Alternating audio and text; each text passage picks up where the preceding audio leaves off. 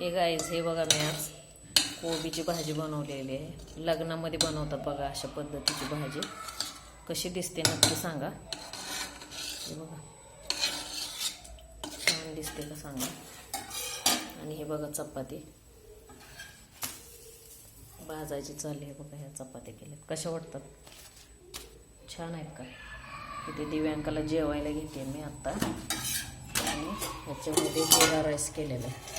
तर कढीपत्ता दुसरा काय खडा मसाला नाही टाकलेला, फक्त जिरा राईस आहे. म्हणजे फक्त जिरे टाकले थोडेसे तेलात. बघा चपाती कशी आहे नक्की सांगा बरं का.